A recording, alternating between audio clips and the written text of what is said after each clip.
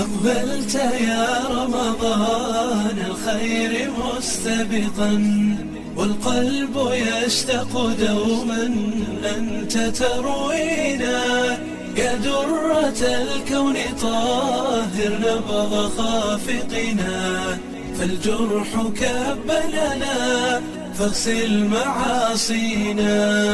السلام عليكم ورحمة الله وبركاته. كودا دال سمنت شن قضب بشهر رمضان waxaa si wanaagsan uga faa'iideysataa samaynta shan qodob oo ku sahlaysa inaad ku noolaato nolol jacayl leh, nolol farxad leh, nolol guul leh.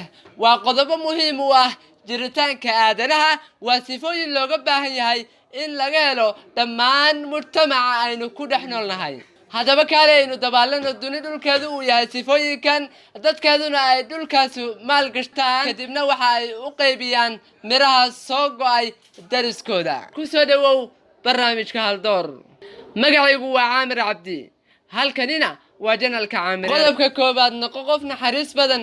naxariistu waa sifo ay leeyihiin dadka mu'miniinta ah. waa qodob cajiib ah. waxaan ogaaday intii aan ku guda jiray halganka dheer ee ka dhabaynta riyooyinkayga in lacagta lagu iibsan karo wax badan oo nolosheena ka mid ah, laakiin aan lagu iibsan karin naxariista iyo u dhimrinta dadka. weligaa kama qoomamayn doontid naxariis aad qof u gashay. naxariistu way fidaa, waana la isqabadsiiyaa. haddaba saaxiib qaali, u naxariiso dadka. waxaa kuu ballan qaadi in qalbiyada lagaaga buuxin doono galgacal iyo jacayl. qodobka labaad, yeelo dulqaad. dulqaadku waa hadida ugu weyn ee maskaxda, wuxuuna u baahan yahay dadaal isku mid ah. waxaan ku leeyahay noloshu way macaan tahay markana laga helo sifo laga waayay dadka qaarkiis. waa sifada dulqaadka. dulqaadku waa geed qaraar balse mirihiisu ay qud galaan.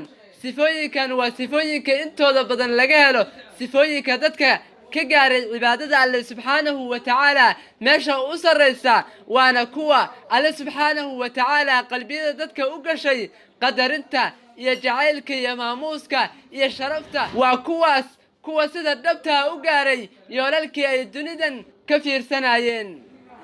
qodobka saddexaad, noqo qof hansare leh. dadka way jecel yihiin qof kasta oo leh hansare. way jecel yihiin inay waqtigooda siiyaan oo ay dhegaystaan hadal kasta oo ay leeyihiin. dadkaasi waxay dadku jecel yihiin inay aad ula socdaan dadka leh himilada sare. aan kuu sheego walaal qaali, alle subxaanahu wa tacaala waxa uu jecel yahay arrimaha meelihiisa sarsare oo waa uu necab yahay alle subxaanahu wa tacaala arrimaha meelihiisa hoose. haddaba mid ogow, dadka waxaad bedeli doontaa marka aad bedeshid noloshaada oo aad la noolaato la jirka hamiyadaada iyo hididilooyinkaada. hubaal markii aad sidaas samayso waxaad qalbiyada dadka lagugu xariiqi doonaa jacayl aad u baaxad weyn. way ku danaynayaan oo ay ku xiisayaan, maxaa yeelay adiga ayaa shaqsiyadaada sharfay, adiga ayaa heerkaas gaaray, adiga ayaa qofnimadaada kor u qaaday, adiga ayaa kalsoonida naftaada ku noolaaday. markaa xaq ayaad u yeelatay in lagugu sharfo oo lagu geliyo meel ay yar tahay in qof ibni aadana uu galo. waa qalbiyada dadka. qodobka afaraad, ixtiraam dadka. waxaynu nahay bulsho ku dhex nool caalam ay adag tahay in lagu dhex noolaado bilaa ixtiraam.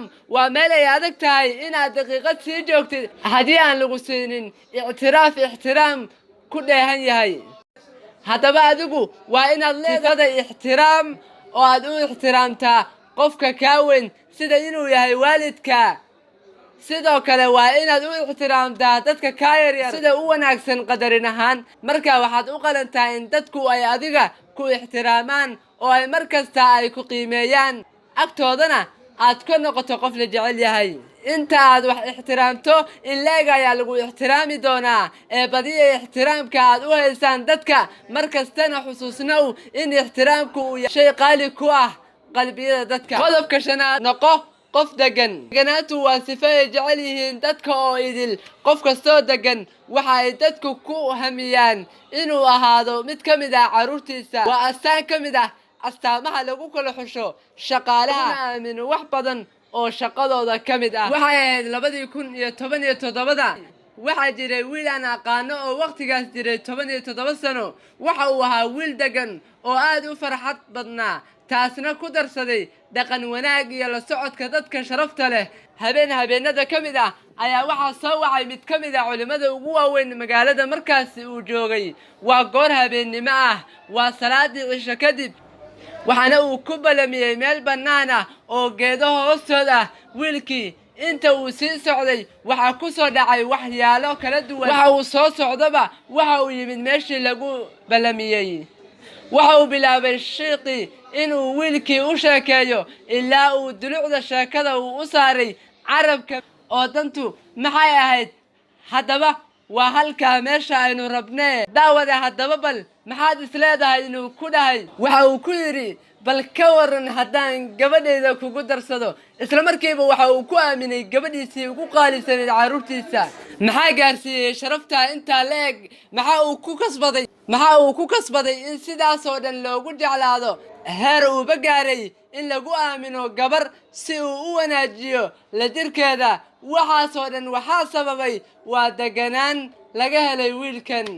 xaq buu u yeeshay inay aabbayaashu u kala tartamaan wiilkaas. haddaba 5 qodob ayaa ah qodobada haddii aad la noolaato aad dareemi doontid raaxo jacayl laguguna hayn doono qalbi kasta جعل. روينا يا درة الكون طاهر نبض خافقنا فالجرح كبلنا فاغسل معاصينا.